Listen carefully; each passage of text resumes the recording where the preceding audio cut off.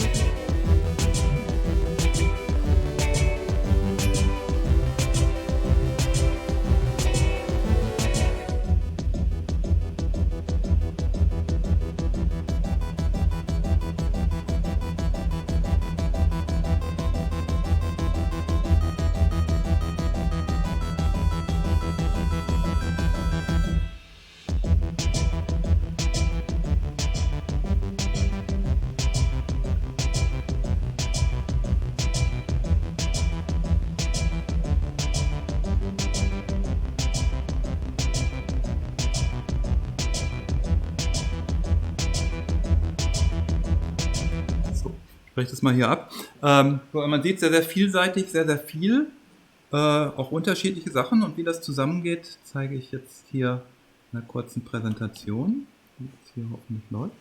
Wunderbar. Ja, also der Studiengang heißt Animation Games, nicht das, was die erwarten. Letztendlich, auch kurze Frage, gibt es irgendjemanden, der kein Deutsch versteht? Is there anybody who's not understanding German? One. Okay, so I switched to English now. Sorry for that. Because actually also our program is totally taught in English, and so I will just switch to English. Don't worry, I think most of the stuff here is in German, but anyway, I try to translate so you get the idea what it's going about. Yes? Okay. So, animation and game. Okay. Thinking about games, actually, when we started with this program, I think in 2012, people thought, okay, is it something we can learn? Is game something that is reasonable? Does it make sense to learn gaming? Or is it just gambling around and stuff like that? Yeah. But actually, a few years ago, I think it was in 2014, we had in this magazine, Spiegel, we had this article that actually playing makes smart. Yeah. Actually, because playing is not just playing a game, or it's not just kind of only entertainment, but it's also kind of a demanding task to do. Yeah, and that's actually that computer games also get a lot in our culture actually. So I think it was also in 2014 when actually our government said, okay, computer games are part of our cultural heritage in a way, and that's why I have this here. And so actually, and you see that gaming gets everywhere. And we also developed that actually gaming is not just in the games industry, but a lot of gaming takes also place in companies, in advertisement and so on. So a lot of other areas where actually gaming plays a huge role. Okay. Yeah. And it's also in schools that they take really games like Assassin's Creed here and do some history lecturing about Egyptian and ancient stuff, and actually they really go inside the game, or even they are playing and using the Minecraft and using that for working in space. Yeah, so it's really that the games, even if they're done for entertainment, really get inside the educational state here. Yeah. Okay, normally there is running, it's not running here, but it's also in Despicable Me, this guy saying, I want to do my life something with computer games. Okay, when we start doing with games, and what is it, and what can you study here, a lot of students, a lot of people from school are coming to us and say, I want to make something with games, whatever that is. Whether with animation, with visual effects, or whatever.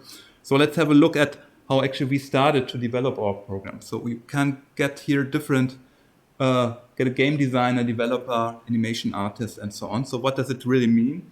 Yeah, is it looking like that? Yeah. Is that a game designer? Yeah. Or this picture is also quite interesting. We have here kind of a games company. We have here more the guy who's more in the creative state and the coding, and there's more the programmer, it's more organized. Yeah. And that's actually, when we go into game studios and when we do a lot of excursions and go to different game studios, it's often like that. Yeah, we have the creative part in the studio and the more programming part. Yeah. These guys are normally sitting in the center and they're on the top. But what we try actually to avoid, we try in our program to bring both together, because we actually experience when you work face to face and directly in the same room, actually everybody can participate from each other. And that's a little bit the philosophy we also have in our program here. Yeah. Of course, there's a lot of creativity, as you see here. It's also technology. Yeah, as you see here. Yeah. And that's a little bit the idea, and maybe some of you know that there's the left and the right part of the brain. Yeah. And we actually try to marry both and bring them together in one program. Yeah. And it's kind of John Lasseter, who has been actually the CEO at Pixar and Disney, who did this kind of sentence I think in the 90s or something like that. And he says, art challenges technology and technology inspires the art. And that's a little bit what we think actually is also very important when you going to work in the area of animation and game, that you know a bit of both. Maybe you are more on one side, but at least you should know something from the other side, so that you can talk to them, you can work and can make the best out of it. Yeah. So what you can do with a program when you're finished? So there are a lot of different professions that are open. You see just a few of them here. And it's so actually they did there was a survey in the game studios, I think 2 or 3 years ago, and they had around 400 different professions in a game studio. Yeah, so it's really a lot, and it's changing all the time, and also the names are changing, of course. It might not be really 400, but it's really quite a lot areas which you can go in, and on top, of course, all of this thing also happens to the animation part. Yeah. What we think about and very careful is really looking for the new technology in the digital area and also new media. You see now actually the media has changed a lot during the last 10 years. Yeah, TV was quite important 10, 15 years ago. Is anybody of you still looking TVs? No. Yeah. So you see it's actually kind of a dying dinosaur, this TV part. Yeah, and you see we're looking more on our screens, on our phones, and so on. And we even go now, actually, we just take special glasses to go in virtual reality or in augmented reality. So you see actually the media, the technology is changing a lot. But it's still about moving pictures. On the one side, pictures that are just moving, but it's also pictures that move us and that have an emotional impact. Okay. As we are kind of a university, it's also that's not only education what we're doing, but we're also looking in the area of research. So what is happening, how are things developing, how are game engines developing, how can you work with virtual and cinematography, and so on. So there's a lot of research going on, and also we try to find out how to improve things. If you have a creative idea, how can you use a new technology to bring that across? Yeah. Okay, we also talk a lot about photogrammetry. Unfortunately, the trailer is here not working, but it's also kind of a technology that's quite new, that you just do photos around and take the photos, and the photos, there's a software actually that recreates the reality for you. Yeah. Okay, here's an example of a virtual reality experience we had. Yeah, we have seen that in the beginning. Yeah, and it's not just about technology; it's also about kind of formats. So, what formats are we doing actually? Where can actually you can have a look at this different stuff here? Yeah, which can be in theme parks, can be in theaters, maybe in VR cards. It's one of our graduates actually built a VR card, VR cafe. Yeah, we actually can go there and play in virtual reality. Yeah, so it's also quite interesting how that is working. Yeah. Okay, if we look at our faculty here, we have the Faculty of Media. In the Faculty of Media, there are different programs, as you see here. Yeah. And it's kind of, we have animation and game, of course, but we have a program which cares about sound and music production. Motion pictures is more the video part, interactive media design, expanded realities. Yeah. And we have two master programs here actually that can actually then come up, which is expanded media and animation and game direction. Yeah. And of course, in media, we also have an information science program and a journalism program. It's also kind of cooperations and working together at some points. Okay, so actually for the team, actually we in animation and game, you see here more or less, it's professors also, most are here. Also going to introduce them in just a second. Yeah, so actually we're caring about this different areas here that I mentioned. Yeah, but you see there are a lot of more professors, or there are professors from the other programs. Yeah, there are for collaborations, and if there are questions, or if we're kind of doing, and that's stuff that's really interesting that you do kind of projects on an interdisciplinary level. Yeah, so working together with people from sound or from motion pictures. Yeah, and then also these other professors are there to help. Yeah. On top, actually, we not only have professors, but a lot of teaching guests here from different industries. Yeah, which is, for example, Crytek, Pixelmondo, Trickstar, Tech13, or Ubisoft. Yeah, and so actually they're coming along, giving courses here, or making kind of guest lectures, and so on. Yeah, so really try to connect quite closely to the industry, because that's actually later, kind of the guys that are hopefully hiring you. Yeah. Of course, you've seen the campus now. Okay, everything is dark. Normally, if it's lighter, actually, you can see that we have a kind of a nice campus here, with more or less everything you need to survive. Yeah, we also have a men's bar and stuff like that. So everything is here. A library. Yeah, and that's a bit here, kind of our studios. Yeah. So what is very important, or what I mostly think, which is one of our core places in working with students' workrooms, the project rooms. Yeah.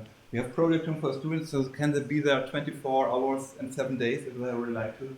Yeah, and they're doing their project there, and most of the stuff and learning process in doing, they do there, and they do it together in the rooms.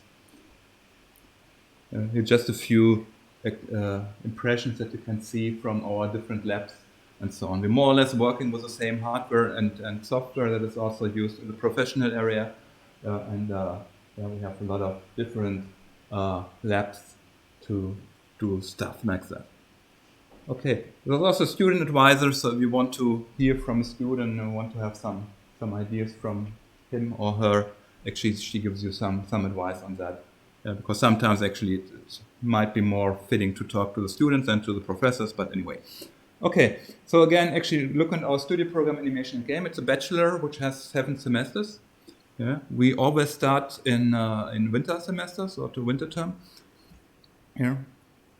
Actually, we have this Animation and Game Direction Master, which is 3 semesters that can follow, or expanded media.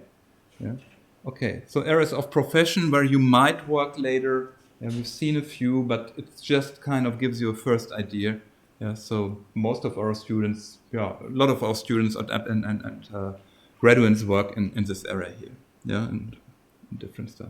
Yeah. So looking at what you can do with games, we talked about that already. It's also, you can go to the website of now it's Game. It's not former BU. They also have kind of showing a few professional areas where you can work in the games industry. Yeah. So if you're interested in that, but actually, when we started the program, we thought, okay, how can we build up for this stuff, and how can we build up to be an animator or a game designer? Yeah. And we thought about that, and we found out that we have this 4 areas here that identified. It's more kind of like the art, the creative part, and design. Yeah, we have a little bit of computer science and technology. Yeah, we also have to make sure that actually you have an idea for a project, that you get it done in the end. Yeah. If you have just a good idea and you draw a little bit, and there is no project in the end that is finished, so what's it for? And of course, you should know about theory and history of animation and games. Yeah. Okay, that's where we started, Minos. Okay, we said, okay, we have this 4 stuff. We create 4 disciplines, yeah, which is game development, technical art, animation and game design, animation and game methodology. Yeah, and we thought, okay, that's quite easy. We take all of this stuff here and we funnel it directly into the heads of the students. Yeah, so actually take all our knowledge and put it directly in the heads. Yeah. Okay, and actually we tried that. Oh, it's not going backwards.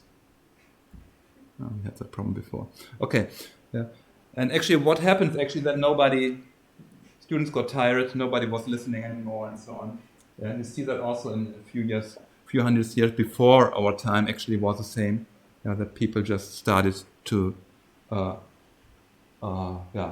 listen. And we found out what we have to do, that we have to do a switch. And it's kind of, it's not a good idea to give the answers before the questions are there. I think most of you are still in school and you know that. Yeah, so if you have no question and you hear somebody talking to you, what should I care? And we try to make it the other way around, actually, as we do this so-called project-based learning approach, where we first actually create the questions. So actually we throw the students literally in the cold water, and then they have to learn to swim. And then they come, okay, to swim I have to know this and this and this, and then actually we help fostering this learning process here. Yeah. Which, it's kind of looking a little bit like, if you look about, it's kind of the knowledge in the end, and everything is circled around. Yeah. I'll just give you. Yeah, the idea of the project-based learning works like actually we start for each semester, in the center of semester, the so-called project, and you get a task, and we try actually to rebuild a task that could also happen in professional life. Yeah, so as a task to do a project, animation game to a special subject, or so on. Yeah, and now actually you start with a small team to work on a solution for that. Yeah. So it's really, that it's really real life. It's not like, often they do a project-based learning, what they say in school, and you just have to make a poster. How many have to do a poster in school? You know that. And a poster is just a one-term action. And this is an action that goes through the whole semester, through all the steps of the production. Yeah, so it actually got really, and that's why it's really a project and not just a poster. Yeah. In the first moment, you get kind of the driving question. So what is it about, what you have to solve, what is the problem to tackle, and so on. Yeah. What then happens, a lot of students say, I don't want to do that, and because actually I want to do a AAA game, or I want to do a feature animation movie, and so on. Yeah, but we actually give them kind of conditions, some rules they have to follow, and so on, because it actually makes want to focus on the right things at the right time. Yeah. And actually then we also force, as professors and teachers, is often a kind of a task to say, okay, because we're doing project-based learning, we have so many experience, and which experience we have to give to the students when and why. Yeah, and that's also very important from the side of the teachers to find the right spots there. Yeah. Then actually in the process, actually when the project starts, actually we have meetings with the students, and we also do the meetings in teams, not only teams from students, but also kind of teams of teachers, yeah, so that we have every discipline that you've seen before, the technology, management, and design, actually have kind of a session with the 3 teachers at the same time, where everything that is going around the project is talked about. Yeah. Okay, of course, we also want our students to learn more and more, so we actually really also encourage them to try new things, yeah, because sometimes think, okay, I know how that works and I do it again, but that's also something we try to avoid. And then actually look also in the project, every team member has a special role. Yeah, so like in the studio, so you build a kind of a small game or animation studio for one semester, and everybody takes a special role. One is more the manager, one is more responsible for the vision keeping, one is more for the design side, one more for the technology side. Yeah. And in the end, actually, we check is the project working. We have a project presentation in the end where all the projects are there. They are presented. You can also play them. We'll also say in the end, actually, in February, we will have a kind of a date where the exhibition starts. So everything is actually connected. Yeah. And of course, it's not just doing a project. It's also then reflecting what worked good, what worked better, what hasn't worked, and so on. Yeah, and that's also a big part of the learning process to actually do the kind of a retrospective. Yeah. Okay, it's active learning here. Yeah, we have more or less that. Yeah, but then okay, let's see how the project looks like here. So actually, we start with semester one. Now, semester one is a little bit where we try to get everybody at the same spot in the end of the semester. Because actually, our students start, they're quite different, quite inhomogeneous. Yeah, actually, we really looking for students or for students that still directly start after school to study here, so you don't have to bring a lot of life experience here. Yeah, some actually already did some stuff, did some animations, did some games, did a little bit of programming and so on. And some nearly never touched a computer. Yeah, so it's really the task of the first semester to bring everybody on the same level. Yeah. And actually that works that we, as I said before, we have different modules that we deliver. Yeah, and we start with the first module here, which is game development. And I just want to introduce Martin Leisler, who's our professor and teacher for game development, and he will talk a little bit about what is the content of this module. Thanks, Tilman. Yeah. So game development, what you could do is you could study informatics, and that's like something that a couple of years ago lots of people did. If they wanted to go into game development, they just went to computer science, to some universities, to some technical university. And nowadays we have, we're very proud to have that we have a specialized study for this. So this is something where we don't take the whole thing of informatics and somehow press it into people, but we take only the stuff which is for game development, which you need, and which are very, very special needs. You see, games are something that have to run smoothly and with 3D graphics and all that stuff. And on the informatics side, there's a lot of things which are not that obvious, which are also in games. So this area of game development is sometimes a bit scary to students, which say, oh, I don't have programming in school probably, or I don't have any knowledge of computer programming, HTML websites and stuff like that. And some of them have more of that. And the good news is we start at absolute zero here. Yeah, so we start at zero. You need your school knowledge, definitely you do. But from that on, everybody has the same chance to look into programming, how are games made. My favorite story is that a couple of years ago, we had sometimes 3 or 4 game designers, artists, something like that sitting here. And then they had a great game idea. Whoa, that's cool, we want to do that. And then they looked at each other. Okay, so who's going to do the game now? And what happened then is, of course, that we realized that you would need this area, that it's not possible to do any games, to do any behavior. So when you press a button in a game, what happens then? How does the character feel when you walk through a level? How would you connect that? And for that you need code. You need a computer programming language, and that's why we learn this stuff. Okay, that's the background of this game development course. Okay, thank you. Okay, so we have one module actually. So in each semester there are different modules that are put together. Here you see a little bit of code, a little bit of stuff here. The next module actually I want to introduce is the so-called what we call technical art module. Yeah, and I'm going to introduce Carla Heinzel, who is our professor for technical art, and she will tell you what's that about. You can start. Okay, hi. So the subject of my course is called technical art, and if you wonder what that is, then this is more or less easy to be answered. So if you Google for that, then you will find technical artist is the one who is the bridge between the artist department and the technical department. So that's the easy answer. But on the other hand, if you hear that, then you have probably actually no idea what that actually means. And I think if you dig deeper into that topic, then the answer to this is kind of a story of development. So if you are an artist, then you might have the idea of what your final animation or game shall look like in the end. So if you have a simple example, then you say, okay, I want to do something like Super Mario, but it shouldn't be like a Italian guy who is jumping and running, but I want to have a rabbit. And then you do something which is more or less a pretty default setup for a game. And of course, as being the one who has the artistic vision, then the question is, in the next step, how can I develop that? How can I produce this? And of course, you need then to know what is possible.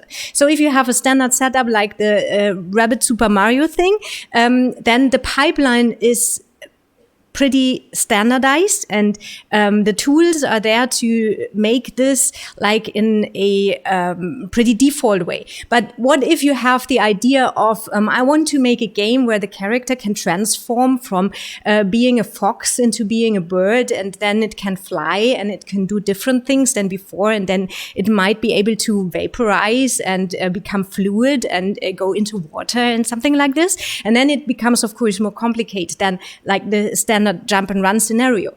And what the technical artist is the guy who is understanding the vision of the artist, or is having the vision themselves, which is also, of course, okay. And then is knowing about the pipeline and the technical programs and software which is on the market and which is there, and what to do with this. And in best case, and this is what the technical artist in the industry does, is not just using the software which is there and doing the standardized workflow, but is able to manipulate what is on the market and produce new things and write the tools to make it possible that the artist vision in the end is developed. So that means that when you Google a little bit further, not just what a technical artist is, but what you yourself have to know, and what your knowledge must be to become a technical artist, then you will find out that you have to have a very strong knowledge about the whole pipeline, the technical pipeline, on how to produce a game or an animation. And you have to be able to manipulate that. And for this, of course, it is on the one hand producing art in on the computer in 3D software, and on the other hand, manipulating it by writing tools and doing things which goes or beyond just using the software which is on the market. Yeah, so I think that's it from my side. How this is done in the curriculum, of course, is on the one hand using the software which is there, and then thinking beyond in the next step, what can we do when this is not to be done just by using the software. Okay, thank you. Okay, so this is the module Technical Art, and let's switch to the next one here. That should fall down here. Okay, we have Animation and Game Design. And I want to introduce Katharina Kafka, who's our professor also for audiovisual design, and she's talking a little bit what we're doing there. Hi, it rather feels like being questioned by a police inspector or something like that, but I try to I try to relax. So yeah, so great that you're here in the first place. So if I had to explain what animation and game design is about, well, if I put it really simple, it is about having a great idea and shaping it into a great experience that looks great and feels great. But that's a very primitive way of saying it. But what I want to say by this is that it's not just about making nice drawings or stuff like that. What's behind animation and game design is a lot of questions, really. It's about learning how to ask the right questions. It's learning about what makes a character an interesting and relatable character. How can I make an environment that helps me tell a story or build a scenery for interesting gameplay to happen? And how can I shape an environment in a way that helps a player or user navigate through it and understand about what's going on here, what do I want to do, where do I go next? It's about learning about storytelling. It's about learning about making things look interesting, innovative, appealing to our audience. It's also making things in a way that people can read it and understand it, clarify it. We try to make products that communicate their purpose to their users. So I could go on and on and on like that, but that's probably the same with my colleagues, and we all love the subjects that we are teaching, and we by being in love with our topics, we also get carried away and could talk for hours about what we're doing, but that's not why you're here.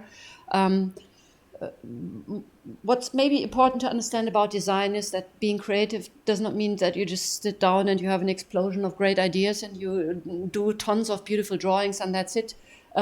What's important to understand about the discipline of design is that a lot of theories behind it, a lot of methodology that you need to learn about, understand about what is creativity, how can I stimulate creative processes, and also focusing what you do around a user and understand about what is a user, how can I identify user needs, and how can I create something that becomes a meaningful experience to our users. So you have to learn about perception and cognition, because that's what our users use in order to access what we produce. And I also have to understand about stuff like composition, color, light, motion, time, in order to produce interesting and beautiful animations. So there's a lot of stuff to learn and to fuse into those beautiful, exciting, interesting results that you can create as a designer in the field of animation and games and immersive experiences. So, maybe very shortly, because Carla gave a very good example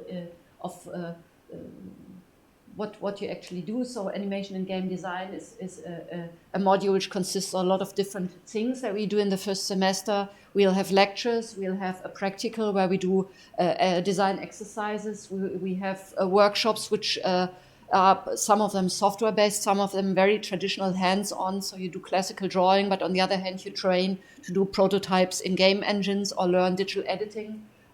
So it's a big mix of different things which help you to both think about ideas, produce ideas, and also to reflect upon like the methods that make you into a professional designer. Okay. Thank you. Okay, you're talking about great things, okay? Yeah. If you know a lot about great things and have great ideas and can have a great technology approach and so on, it's even very important that you get the project done in the end. Yeah, and that's why we have kind of this methodology. Okay, already Katharina talked about that a bit, but also the producing and media management. Yeah. So actually, if you're a company and actually you have kind of a job to do and it's not ready on deadline, actually it's not a good thing. And we also learned that that's something to avoid. And that's actually why we have a professor here for creative producing, which is Boris Kunkel. And we will talk a little about actually what happens there. Thank you, Tilman. So, very welcome from my side as well. So we heard that, of course, the main focus of our study course is creating really cool stuff, right? So the first question to answer is, why are we doing it? What makes it special? Why does it have a relevance to be produced? That's always what we want to do, right? We don't want to do another jump and run game, another kind of adventure game. We want to make some special things. The other side, it's really important then to look at the outcome of it and then to make sure to really get it into a certain frame, because the things that we're doing are projects, and projects are always about timelines, limited things, and limited things are like you have a limited team. As introduced by Tilman, we start early on with our project-based learning approach, which is like from the second semester, you work already in projects with teams of 4. Yeah. So you have a limited team, you have a limited number of weeks available, of course. Yeah? And then you want to make a big game or a big kind of animation. And that is something you really need to get under control. And that is my profession, really, to introduce you with certain techniques, certain tools and ways to really get that under control. Because here in the university, it's different to what you're used to work in teams in school, right? In school, it was probably you had a team of 4, and then you had one working extremely hard, another one supporting it, and the rest was disappearing, right? And that is like the typical kind of setup. You don't have that here, because the people that you have here are extremely motivated. They all want to do really cool stuff, and they're here to do that. But it can only be realized if you really channel it, if you make sure you're gonna get the things done, right? So I'm looking at teamwork things with you. I'm really looking behind the scenes, and it's completely different to what you know. That is what I can promise, because teamwork is just not as simple. Let's get together as a team. It's more like there's a lot of kind of psychological things behind, and best practices, of course. And then we also look into kind of management stuff, which sounds a little boring, but it actually isn't, because it's all applied in practical in your projects, right? So everything I teach, you can take and transform directly into your project and take the learnings from a theoretical input into practice. And that makes it really lively. And that's the whole course that we're doing anyway, right? So you get an input on something and you can immediately transform it with that knowledge into your project and try it out. And because you do so many projects, you can try it out over the couple of semesters and get better at it. Yeah? So we leave you alone during the semesters, step by step. We'll teach you in the beginning a lot, and then step by step you get adult in what you're doing. And that is here in my profession as well, the same thing. All right? Okay, thank you. Yeah. A lot of students like Boris' course because they can play with Lego there. Yeah. So, yeah. Okay, so that's the first semester, and you get really, as you've seen, kind of an overview or kind of an input in everything. And also the first semester is on one side actually to bring everybody at the same level, and on the other side to offer you some orientation. Now you've seen there's so many possibilities, so many jobs, so many job descriptions and professions to do, that we actually try to introduce a lot of things in the first semester that can find out what fits to you, what actually you like to do, what was the idea you started with, maybe that might change, and so on. So looking at the second semester, we again have all of these modules again that you see here that we already in the first semester, but as Boris already announced, the project starts there. Yeah? So that's a big part, it's nearly half of the studies. Yeah, and on the same other time you have all of the other stuff. And we also start in the second semester already to focus a little bit more on one of them. So actually we're doing that. Okay, then semester 3 comes. Yeah. And what you see in semester 3, again, we have this project, but on the other side, we have so-called electives.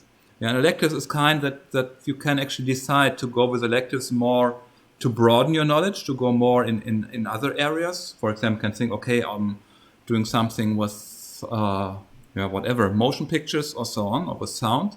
Or you can say, I want to deepen my knowledge in one of my special areas which I was focused on. Yeah, we have kind of a catalog of a lot of different electives. Yeah, so you can choose from them. You have to choose 2 of them.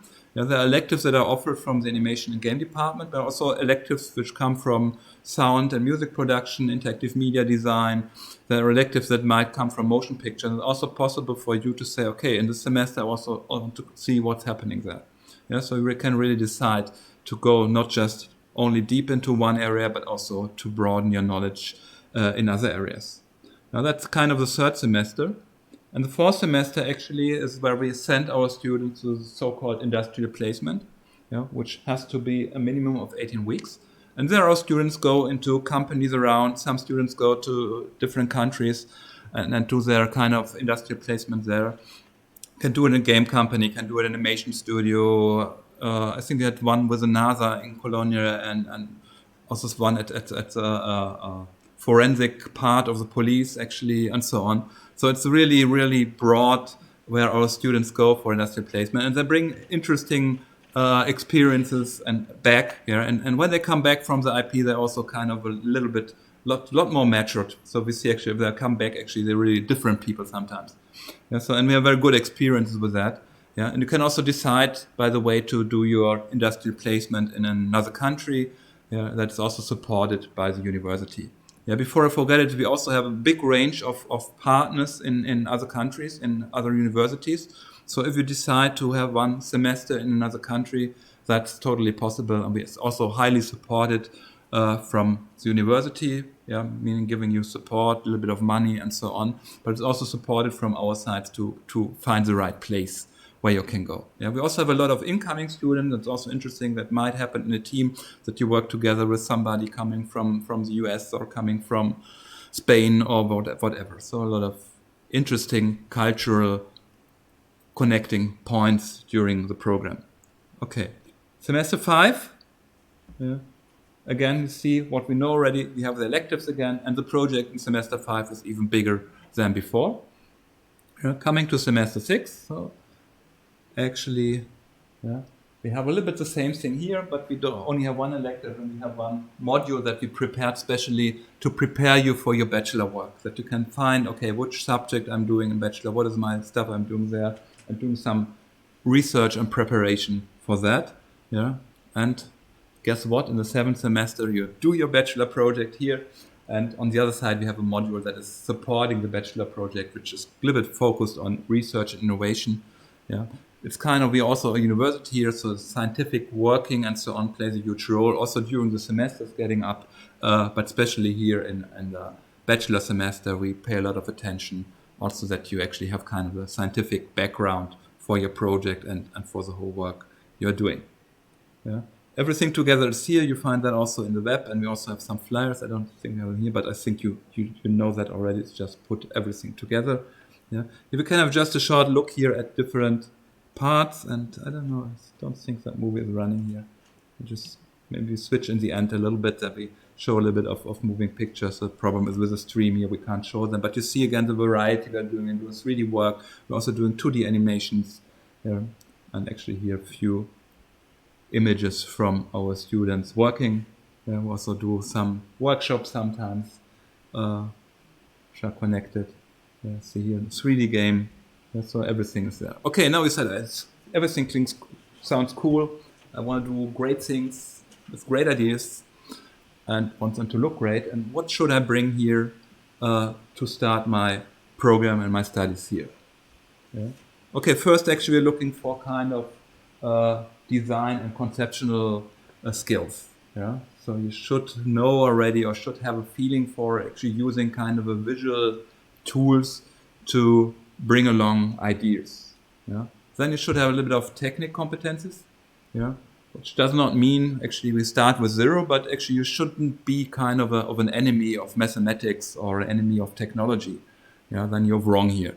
Yeah. You never want to touch a computer. I don't know that exists, but okay, yeah, that's something. Then actually, because our program is in English, yeah, so actually you should bring English knowledge with you. Yeah, normally you look at your last certifications, and English should be better than 3. I'll make it a bit more precise, because I'm the entrance examination guru. So usually this would be English knowledge would be presented by a B2 certificate. That's the level that we expect our students to have, level B2 in the Common European Framework of Languages. And B2 is what you normally have when you finish secondary school.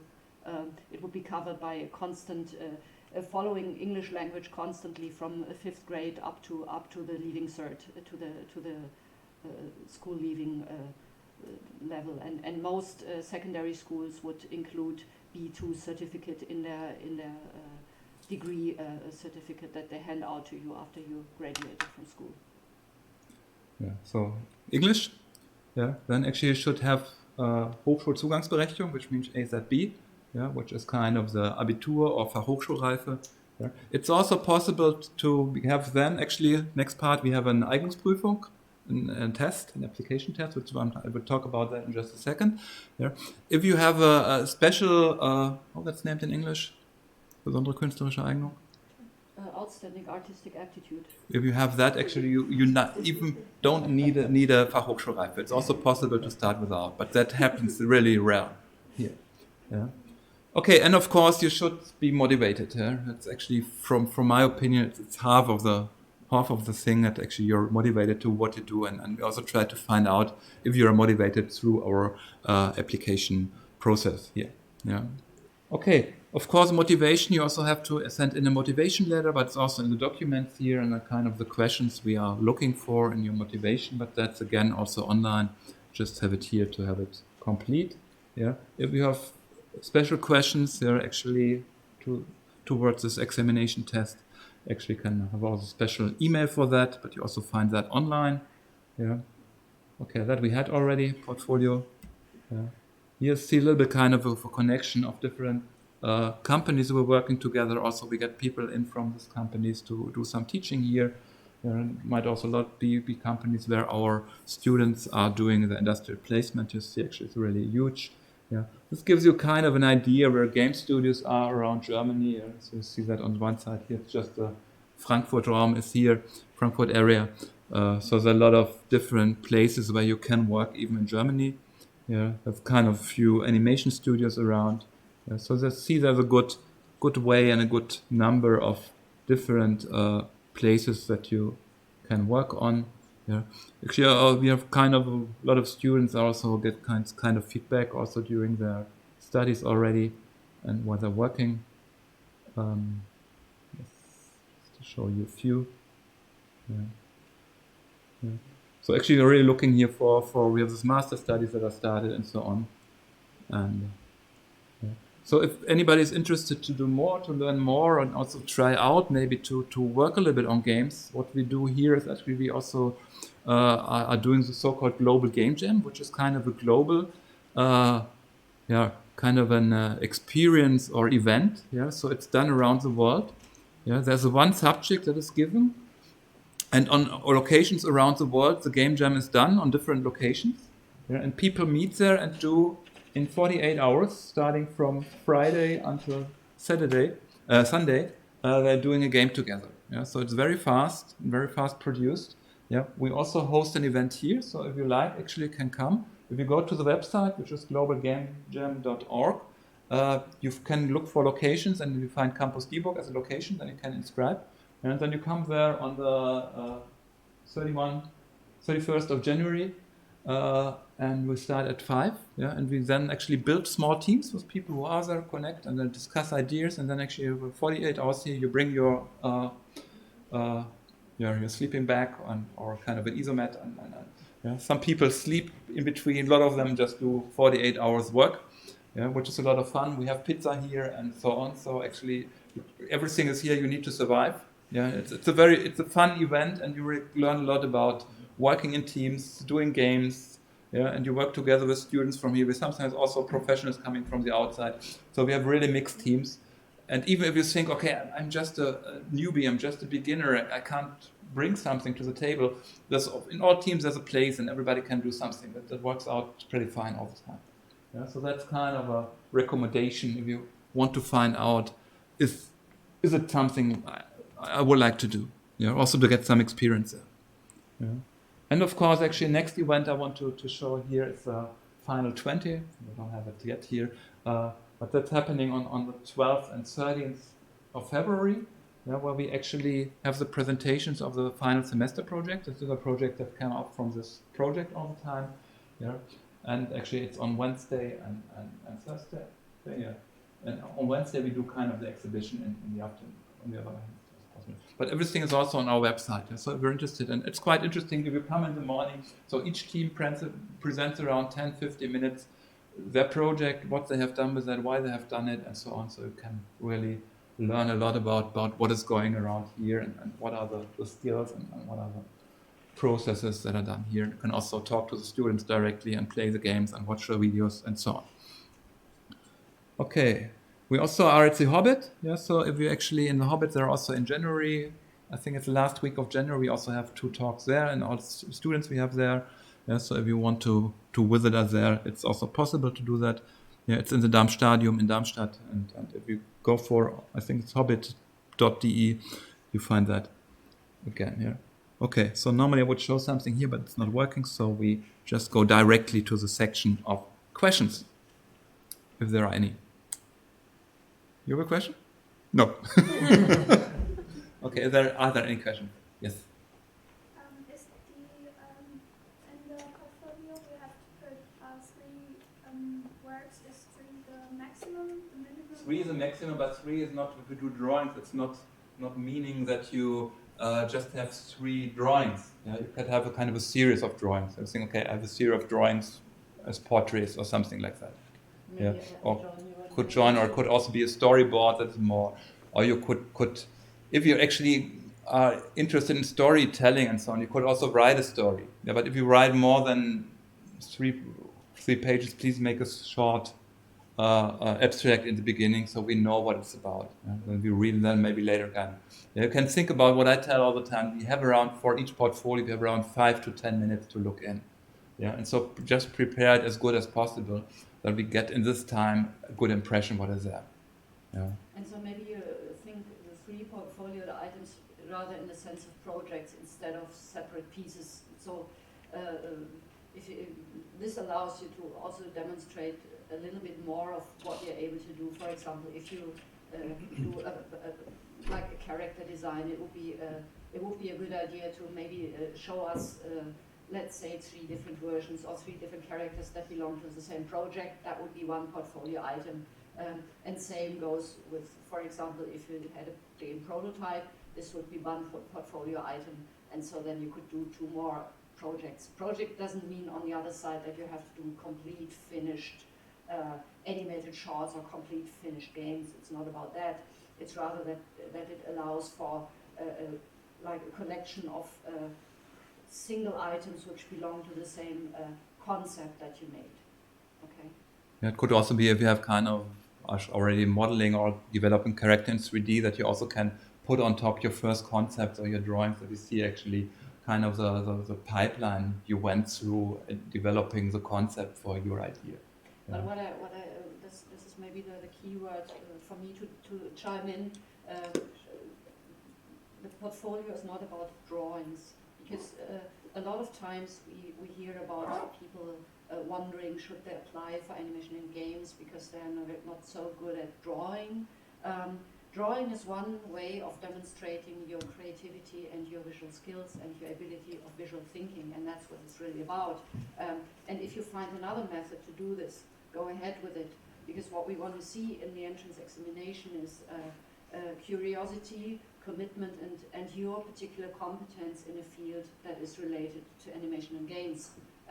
And so you can demonstrate your creativity, your ability to create stories, your ability to invent interesting scenarios in many, many different ways. And that's maybe how you should frame it for yourself when you start to think about portfolio. That can also be sculptures. It can be something you've done in a 3D application. Totally free. It's not that the visual side doesn't matter, because obviously animations, games, VR, all these are visual media, and so visual thinking, the ability to express yourself in a visual medium is a very, very important element in the entrance examination. But as I said, it's not drawing is not the only way to demonstrate this. Okay. Yeah. What's the question related to the portfolio? Could this be projects be related to each other somehow, like conceptually, or they don't have to? Like No, it's 3 separate things. So if you can have the possibility to show us 2, 3 projects, small projects, also maybe focus on different areas which you want to show to us. The portfolio is your possibility to demonstrate to us in which way you have already dealt with animations or games or VR or whatever, and how you can approach this field in different ways. Mm-hmm. So would it be possible to take 3 projects and say, okay, I have an overall story arc, and one project is animation and the other is 3D modeling and stuff like that? Is it possible to? Yeah, absolutely. Okay. It could be, for example. But it's just that you have to like present the work in a way that we can read it in the way you want it, that we can really see it's 3 distinct separate pieces or projects, sub-projects, which all follow a particular story world or a particular scenario that you came up with. All right. How important are my math skills for the entrance examination? Well, math skills cuts it a little bit short. As you can imagine, when listening to what Martin and Carla said, as we deal with technologies and as we deal with also complex spatial scenarios in the productions that we have, we require our students to be able to problem solve in a logical manner or to demonstrate ability of visual thinking to a certain extent. So yeah, math in school gives you a good foundation for this. and it is these particular types, because there's different types of thinking and logical reasoning, spatial thinking, problem solving in a logical manner. These are skills that we definitely assess in the entrance examination. Yeah, the field of mathematics is definitely one field where you apply a lot of these abilities. And so, yeah, there is a distinct relation between mathematics and the entrance examination, but you're not going to sit and write a math test in the way you know it from school. Yeah, to cut it short, you shouldn't be a math hater. Yeah. Yeah, so, yeah, but if you're open and it's also math, it's a way of abstract thinking, which is often the same as you have to do for creating a creative process.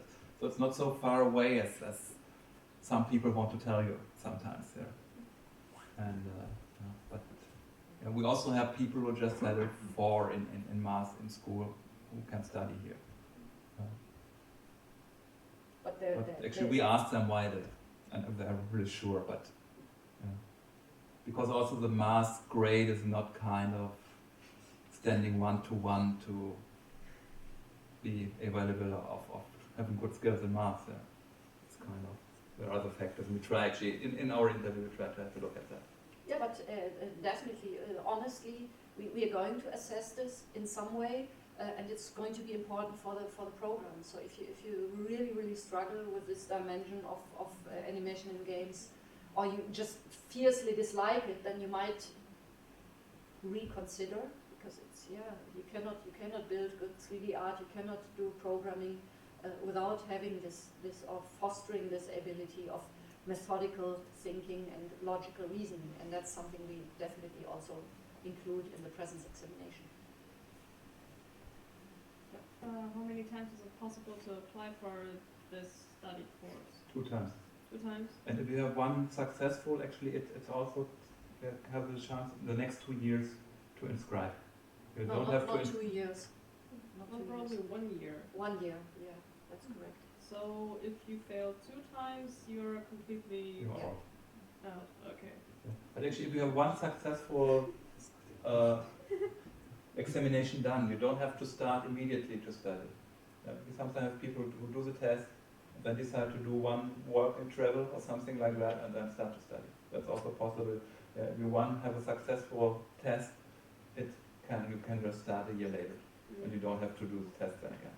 Also, are you then completely banned just from animation and game, or from completely Fachbereich media? No, just animation. Okay. Just only for the program. All universities, you're banned right? The rest of your life, and that's it. No, we have a lot of programs here that are also interesting. Actually, as I said before, but if you haven't seen that, actually, don't have it in mind. Don't start to I shouldn't advertise do the that. others. No, what I think we have okay, I don't. No, just this one, and that's it. Yeah. But we are the best one. Okay, more questions, yeah. Another question concerning the portfolio. So you have to look at like 500, 600 portfolios in a year. There's probably one thing that makes you go, oh, not again. So there probably is a no-go for you concerning portfolios. I mean, I wouldn't say it's so harsh. We look at everything and try to look at everything with new eyes. Right. And fresh eyes. And But I think put in the best, right? You shouldn't put in stuff which is 5 years old or something, right? Of course. Which now put in everything, which it's also your task to find out what represents most what I'm after.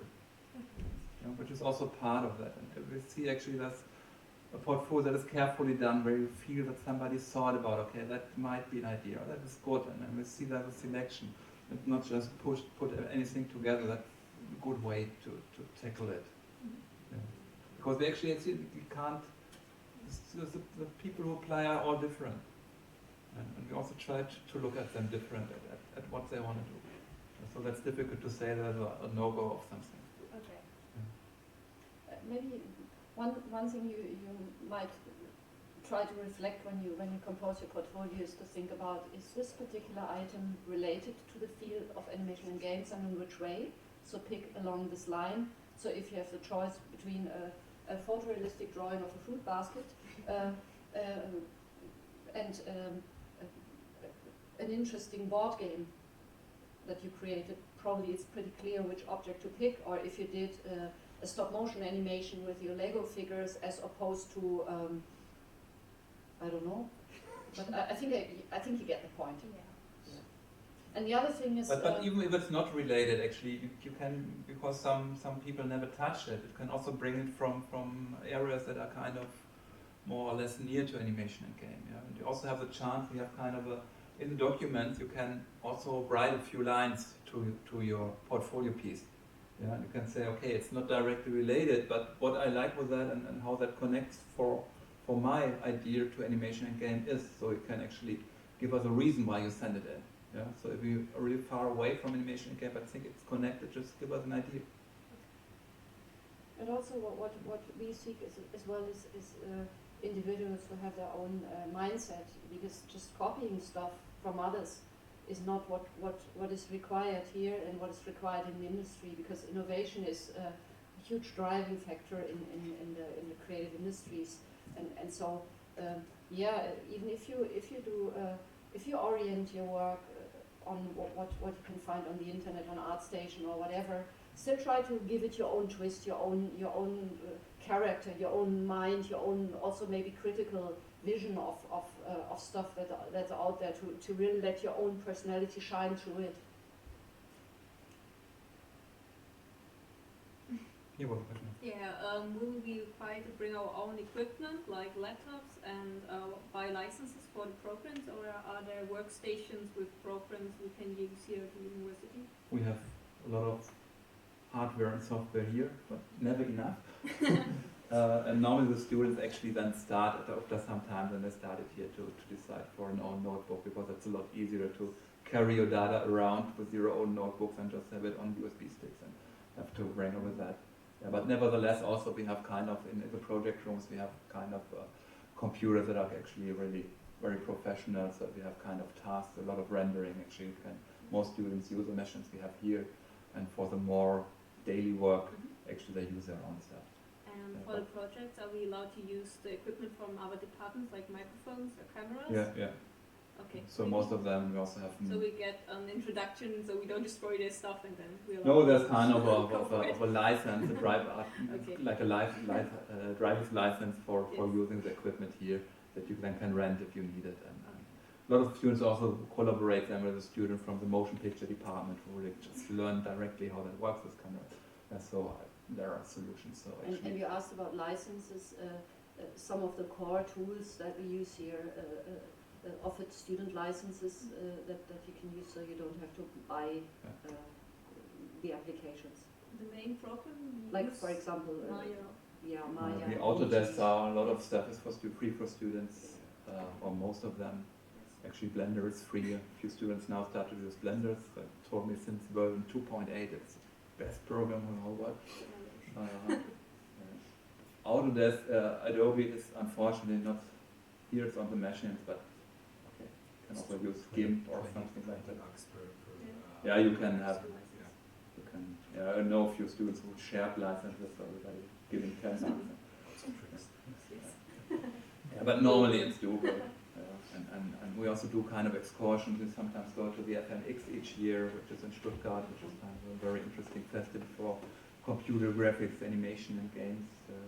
We also support the students there a little bit. I also recommend all the time before actually ask your parents to give you a present to Christmas that you actually can go there. But okay, it's manageable. It's not that it's sums of budget. Yeah.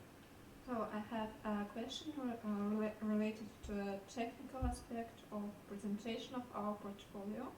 So should it be placed in different folders, or should we unite this project in the same JPEG and put it like as 3 JPEGs? It's part of the game to find the right method to present it. Just keep in mind that we have direct and very simple access, and we don't have to download any codecs or install any engines or have to search through 5 folders and subfolders until we find what we're looking for. If that answers the question. And for animation, so Welche Codex benutzen Sie? Welche Codex benutzen Sie für Animation? I think we have some explanations on our website, which is I think H264 or something like Yeah, that. but which in no works case or of MPEG. Dart, just use a plain vanilla format, not some kind of exotic application or exotic format, because that will probably, I mean, we have a lot of like different tools and different codecs, but it's easy to get informed on the internet what would be the mainstream, for example, codecs that you use if you use an MP4 or whatever. Just don't use any kind of like specialized exotic software. And maybe one hint is it's also possible if you have done team projects with other people, you can also send them in and just write in what is your part there. So it doesn't have to be totally done by yourself. Just wanted to say something I thought there. Other questions? I have a question on language proficiency. The thing is, like in my case, I studied already a bachelor in South Africa. I studied in English. But the thing is, I don't have a certificate that I have a B2 level. But my whole degree was in English. Okay. So, and I'm going to... I think if you have already a degree in an English-speaking program, Yeah, that would. What was the question? Whether that qualifies for a whether B2 you certificate? need to be two anyway or not. Yeah. Yeah, but a degree in English language would be okay. So Is it okay? yeah, if you submit it, it's good to maybe add something that makes obvious that it is a degree that's fully taught in English language. But that would totally do for English language skills. More questions? Based on your presentation, it was written there that motivation is a very important key to this to the future students Yeah. you would like to have. But how can we You write a motivation letter that is added to your okay. portfolio. okay. We also give you this few questions to guide you through that. But how can Yeah, you and then of course we actually in the interview we also checking your motivation and a little bit that we look for the students. Do they know what animation and game means? Do they have some experience? Do they have a look at few making of how stuff is working and so on? So we just want that you get a little bit the idea what waits for you in this industry. So a little idea how the industry is working, and that's also part of the motivation that we see actually. If it's something you're interested in, you're caring for, how are things done? Does that answer the question? I actually wanted to ask how can you convey the motivation through the portfolio, I guess, through like interest in different fields of animation and Yeah, of course we have best thing is actually, of course your work is good or it's interesting, let's put it that way. Or actually we look at inside the motivation letter. And for the motivation letter, please don't write. A lot of people write, since I'm 4 years old, I like to look at animation movies and play games. Yeah, you're laughing, but people are writing that. And a lot of them. Yeah. Just think about what is it today, what I'm interested in, why I'm interested in, what is it I'm after looking for animation and games. What interests me in this area? Where do I think actually my personality fits there, and so on. okay. So look from this kind of point. I can write. I think it's 1 page or 2 pages. I think we have 2 pages. No, we make process a little bit easier for you in that we present you with a couple of questions that we suggest you to answer. I'm not sure about the exact, but we give you a very clear guideline also with regard to word count and stuff. So you'll if you look. There's a document for download on our website which specifies everything in great detail, and you'll see. I'm not sure right now about the number of pages, but I know that it's specified very clearly in 2,300 letters per page, letters per page or whatever. So it's very very clear.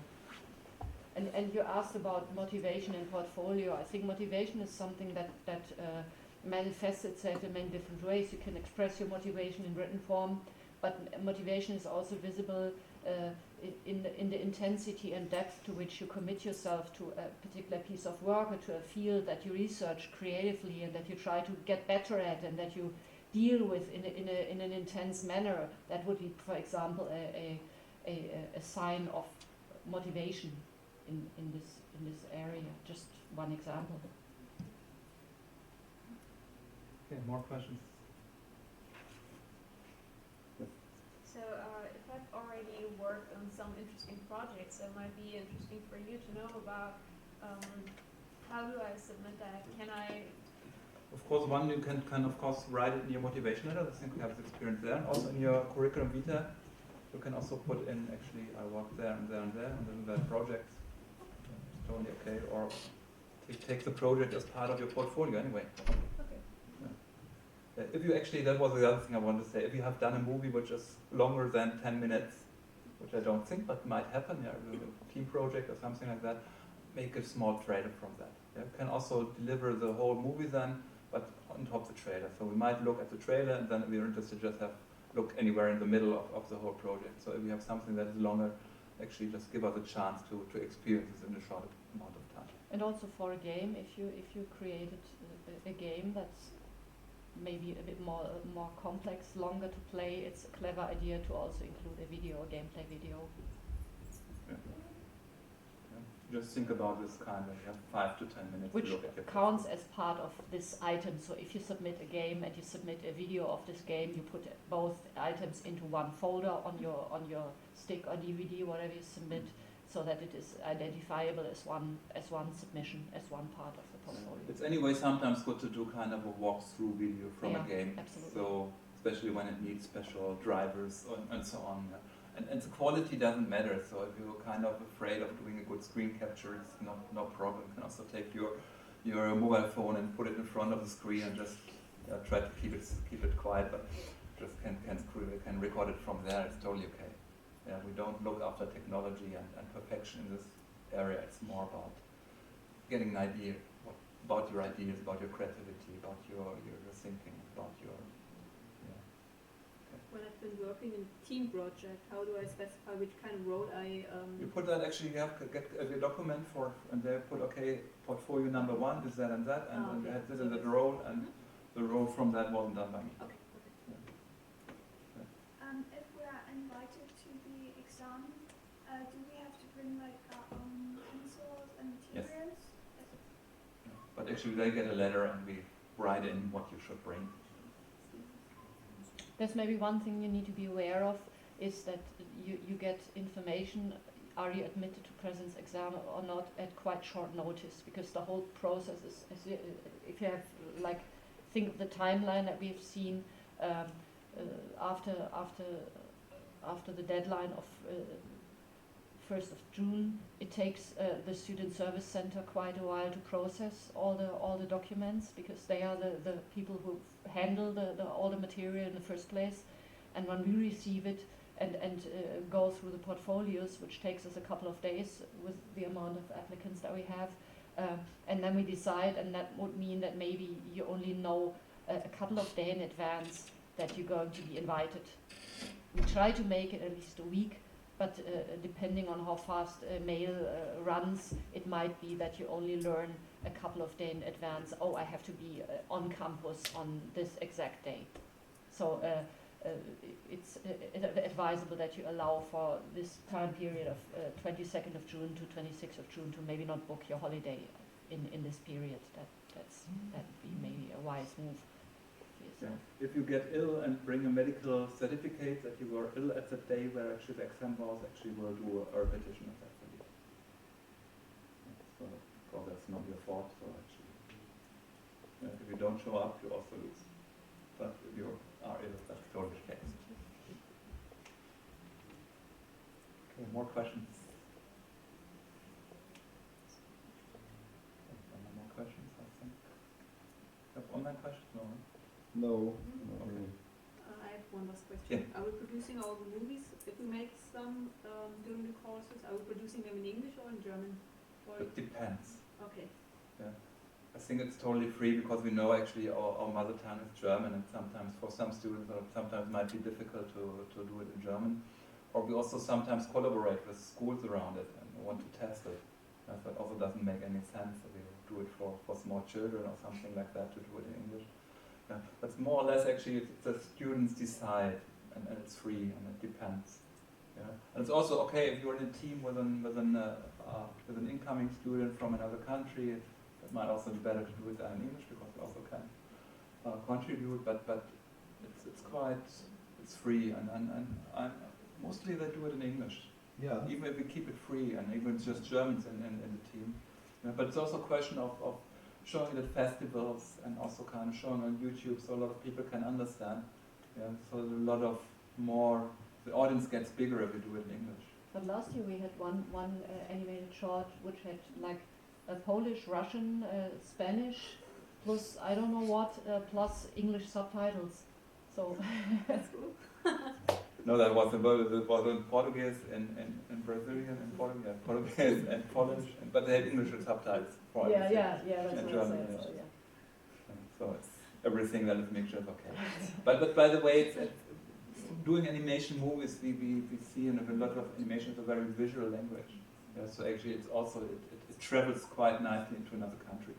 And also, especially in the first semesters, we try actually to do also the movies without language if possible. Because they get a lot stronger, they travel better, you know, and it's also then you can concentrate how to tell a story with moving images, and not this illustrated dialogue. Yeah, that's a bit. But there are also good movies with illustrated dialogue, not to put it totally to the side. Another question? Yeah, a question. Do you look at our grade in English if we have our certificate, or do you look if we just did our A levels with English and it's already a B1 or B2? sorry, can you say that So again? for applying you need English skills. So if, do you look at our final grades at our certificate, or if we, so when we're doing our A levels, we already have this B1 or B2 level, but we don't get a certificate. For example, we didn't get one, but we already have this B2 level. Yeah. Because we did our A levels in English. So what the student center typically does is look at the leaving cert, at your school leaving cert, and it's in case of doubt that because they also look at the grades, and when they are below befriedigend, they would either ask you to bring a certificate from your school stating that you have achieved B2, or they would, you'd probably run in trouble if your grades were below befriedigend, so below average. You'd probably run into trouble, except if you bring a confirmation from your school secretary saying that you have reached level B2. But if the grades are above average, we don't need a certain certificate, then the grades are enough. Yeah.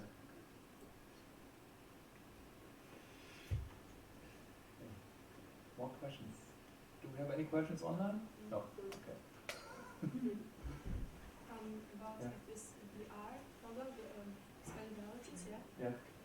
Is it the same type of examinations, or is in animation and game, or something a little bit different? It's also working with a portfolio and then an invitation. Because they're starting actually, that might actually work out a bit different. Yeah, but more or less it's the same type of examination. Because they have the same rules. Maybe they carry it out a bit different. But I don't think they do this extensive presence exam right now that we do. They didn't do it yet, but I don't know what might happen during the next year. So from the idea, it also depends, of course, a little bit on the amount of applicants. So that also might shape the examination in a different way. But more or less from the rules, it's the same. Any more questions? Yeah, then thanks a lot for your interest. And you can also go on the website and inscribe for a newsletter. Yeah, there's on if the you are interested front in page. receiving information. Yeah, again, an invitation if you like to come to the Game Jam, go to the globalgamejam.org site and you can apply there. It's a lot of fun. We have a lot of students who later started here who also visited the Game Jam here, which is an interesting experience. And also can come in February to our finals, which is also interesting, where you can see which software was used, what was the idea, how it worked out, and later even play with the game and talk directly to the students, which might give you a really deep insight into how stuff is working. Yeah, okay, thanks, and that's it.